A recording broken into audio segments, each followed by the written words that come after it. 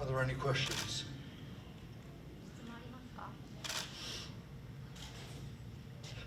Fine, I'll ask one myself. What is the fucking point?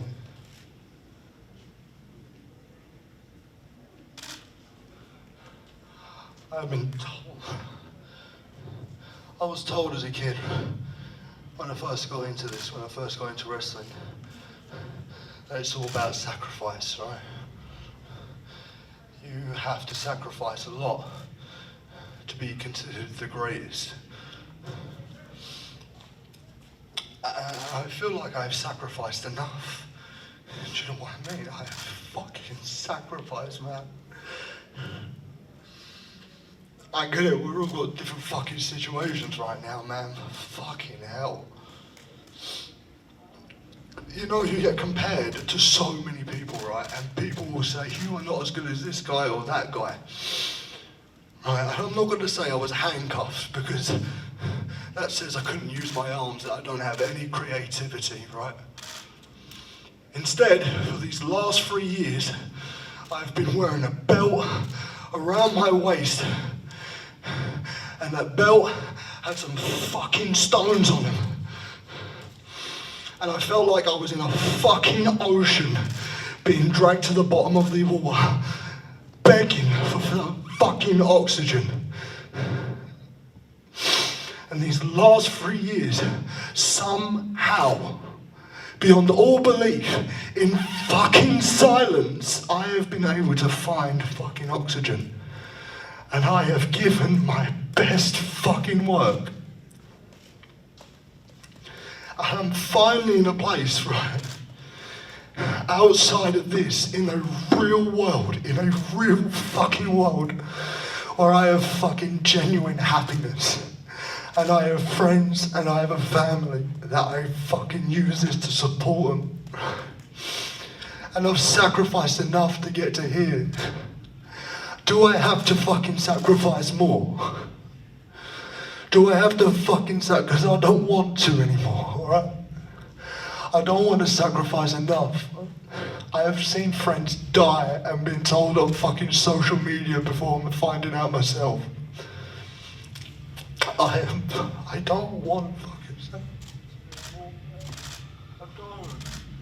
I just wanted one fucking thing, man. Just that. I wanted that more than fucking anything. After 3 fucking years of this shit, man.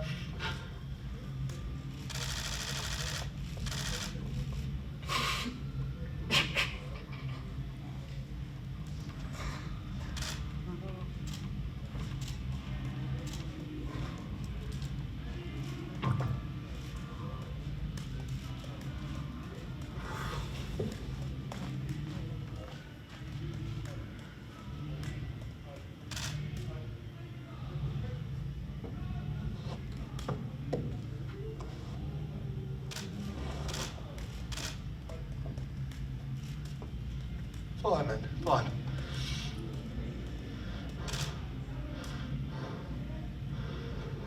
I will sacrifice. I will sacrifice for 1 more year. And that's it.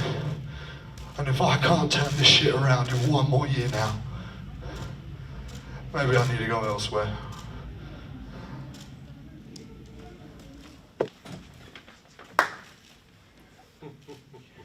You know, it's sad that things turned out the way that they did, and that you turned out the way that you did. We just had a 40-minute conversation in one of the greatest buildings in pro wrestling history. Man to man, athlete to athlete, performer to performer, from wrestler to wrestler. I feel like if the circumstances were different, you and I could have been good friends, Will. Today was the day that I tested you for what I never told you, Will. This is also a test for me.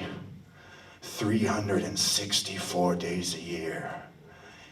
You're a better wrestler than me. But it only takes one to be a champion.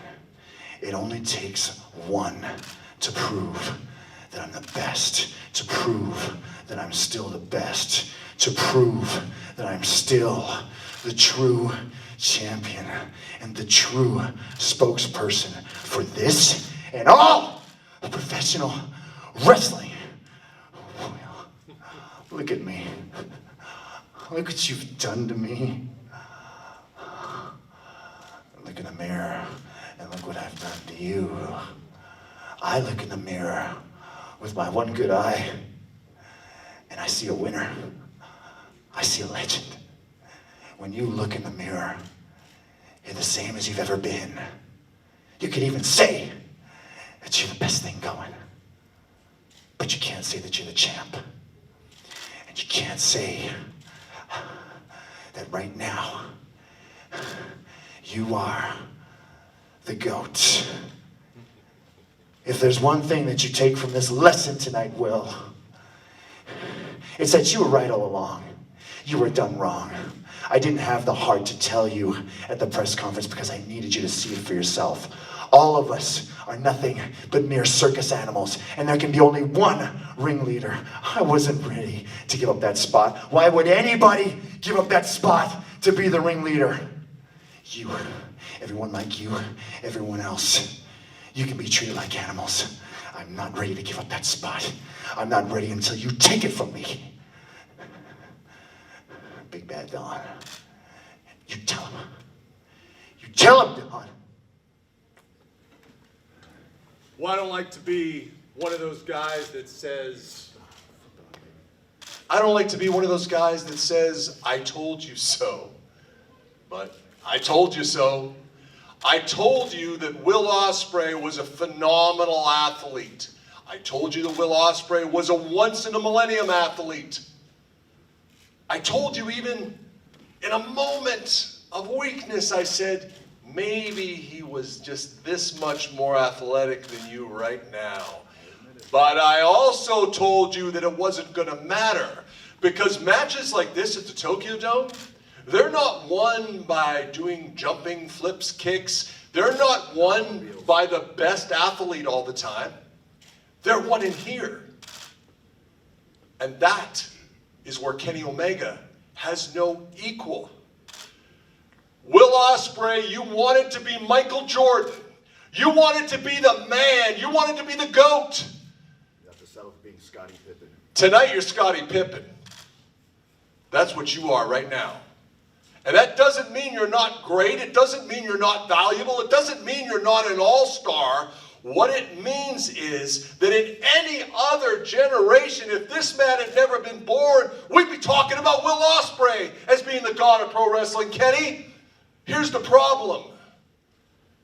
You were born into a business that is run up, down, side to side by the god of pro wrestling, Kenny Omega, and Carl Gotch, I'm sorry, you can kiss my ass. Because this man is the real god of pro wrestling. He has proven it over and over and over again. And tonight on the biggest stage, a great young wrestler, Will Ospreay. We love Will Ospreay here. But he failed.